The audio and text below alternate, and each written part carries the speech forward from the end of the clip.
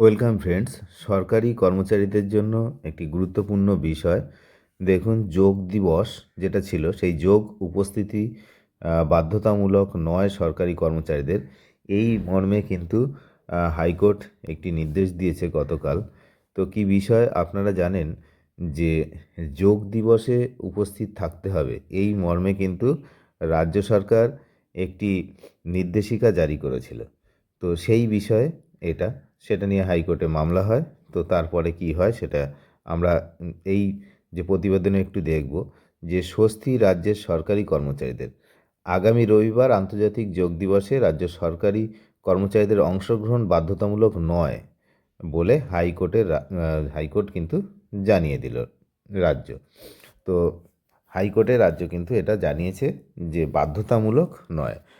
কি না, শুক্রবার রাজ্যের অ্যাডিশনাল অ্যাডভোকেট জেনারেল বিশ্বদল ভট্টাচার্য আদালতে জানান, 18 জুন রাজ্যের তরফে লিখিতভাবে একটি চিঠিতে আদালতকে জানানো হয়েছে 21 জুন আন্তর্জাতিক যোগ দিবসে অংশগ্রহণ করা রাজ্য সরকারি কর্মচারীদের জন্য বাধ্যতামূলক নয়। এটাই হচ্ছে মেন বিষয়, এই জন্য আপনাদেরকে দেখালাম যে 21 জুন যেটা হচ্ছে এই আন্তর্জাতিক যোগ দিবস, সেখানে কিন্তু রেড রোডে হবে, আপনারা জানেন প্রধানমন্ত্রী আসছে। তো সেখানে বাধ্যতামূলক নয় সরকারি কর্মচারীদের। তো এজি এও জানিয়েছে রাজ্যের পক্ষ থেকে যোগ দিবসে অনুষ্ঠানে অংশগ্রহণ করার জন্য আহ্বান জানানো হয়েছে।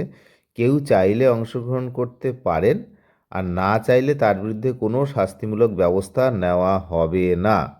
বোঝাই গেল। এই হলো একটা পার্থক্য দেখছি আমরা পূর্ববর্তী সরকারের সঙ্গে এই সরকারের। পূর্ববর্তী সরকার সবসময় ডাইস নন বলে লিখে দিত, আপনাদের মনে থাকবে অনেকবার আমরা সেটা নিয়ে আলোচনা করেছি, যে কর্মজীবন থেকে একটা দিন বাদ দিয়ে দিত যে কোনো বিষয়ে, জোর করে নিয়ে যাওয়া কোনো একটা জায়গায় কোনো বিষয়ে, যে এখানে উপস্থিত থাকতেই হবে। কোনো ধর্মঘট হয়েছে, ধর্মঘটের দিন যেতেই হবে, নাহলে ডাইস নন লিখে লিখে এরকমভাবে নোটিশ দিত। তো সেখানে এরা কিন্তু বলেছে শাস্তিমূলক ব্যবস্থা নেওয়া হবে না।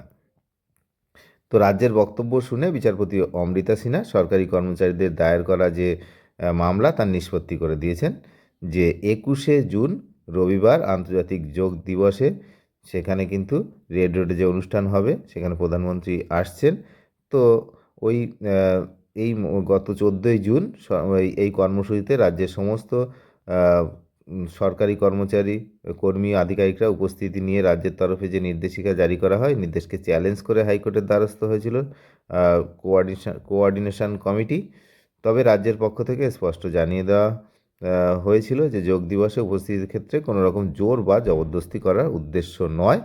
উল্লেখ্য, বিভিন্ন জায়গায় স্বতঃস্ফূর্ত যোগদান নিয়েও কিন্তু সাড়া পড়েছে, মানে এমনিতেই চলে গেছে সরকারি কর্মচারীরা, অনেকে সাড়া দিয়েছেন। আর এই কোঅর্ডিনেশন কমিটি তারা কিন্তু হাইকোর্টের দ্বারস্থ হয়েছিলেন যে এটা বাধ্যতামূলক কি না সেটা নিয়ে। তো রাজ্য পরিষ্কার করে দিয়েছে বাধ্যতামূলক বিষয়টা নয়, আর হাইকোর্টও সেটা কিন্তু পরিষ্কার করেছে। আপনারা জানেন যে 22 তারিখ আর মাত্র একদিন পর। তো 22 তারিখে কিন্তু 22 তারিখটা খুবই ইম্পর্ট্যান্ট, সেটা হচ্ছে রাজ্য বাজেট, এবং বাজেট অধিবেশনও চলছে এখন এই মুহূর্তে। বিধানসভায় বাজেট অধিবেশন হচ্ছিল। তো সেখানে আমি শুনছিলাম যে প্রথম দিনের বক্তৃতায় এই ডিএর বিষয়ে কিছু উঠে আসে কি না। তো সেখানে কিন্তু বাজেট অধিবেশনে এই নিয়ে কোনো আলোচনা এখনও পর্যন্ত কানে আসেনি। প্রথম দিনের বাজেট অধিবেশনটা আমি ভালো করে লক্ষ্য করেছি।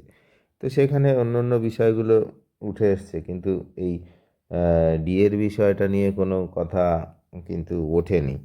তো যাই হোক, দেখি 22 তারিখে কী হয়। 22 তারিখের জন্য অপেক্ষা করতে আমাদেরকে বলেছিল, আমরা অপেক্ষা করে আছি। মুখ্য সচিব যেহেতু বলেছিলেন যে ডিএর বিষয়টা নিয়ে আগে কিছু হবে না, 22 তারিখে যা হওয়ার হবে। তো সেদিকে আমরা নজর রেখে দিয়েছি, আপনারা নজর রাখুন। আর যারা চ্যানেলে নতুন তারা নিয়মিত আপডেট পেতে অবশ্যই চ্যানেলটিকে সাবস্ক্রাইব করে সঙ্গে থাকবেন। ধন্যবাদ।